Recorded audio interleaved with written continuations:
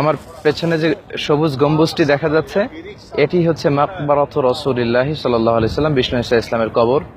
এখানেই বিশ্বনবী সাল্লাল্লাহু আলাইহি ওয়াসাল্লাম শুয়ে আছেন এবং এটি মসজিদে নববীর মূল এরিয়া। ডানে বায়ে যে নতুন সম্প্রসারণ করা হয়েছে এগুলো পরবর্তীতে ওমর বিন আব্দুল আজিজের সময় বিশাল এক্সপানশন করা হয়েছে।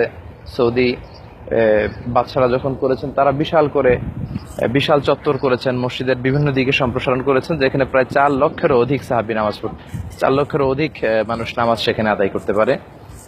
সবুজ গম্বুজটি দেখা যাচ্ছে, এখানেই শুয়ে আছেন বিষ্ণু ঈসা ইসলাম এবং বিষ্ণু ঈসা ইসলামের কবরের ডান দিকে আবু বকর শুয়ে আছেন এবং তার ডান দিকে ওমরে ফারুক শুয়ে আছেন রিদওয়ানুল্লাহ তাআলা আলাইহিম আজমাইন।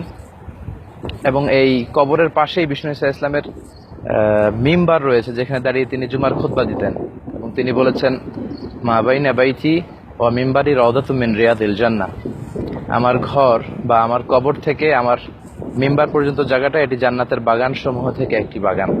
এবং মুসল্লিরা খুব ভিড় করে থাকে এই জায়গায় 2 রাকাত নামাজ পড়ার জন্য। এবং এই মসজিদে বিষ্ণু ঈসা ইসলাম বলেছেন যে এই মসজিদে কেউ যদি 1 রাকাত নামাজ পড়ে 1000 রাকাত নামাজের সওয়াব হয়, 2 রাকাত পড়লে 2000 রাকাত নামাজের সওয়াব। পৃথিবীতে 3টি মসজিদে নিয়ত করে ভ্রমণ করা বৈধ করে দেওয়া হয়েছে ইসলামে। এক হচ্ছে মসজিদে হারাম, 2 হচ্ছে মসজিদ নববী, 3 হচ্ছে মসজিদুল আকসা।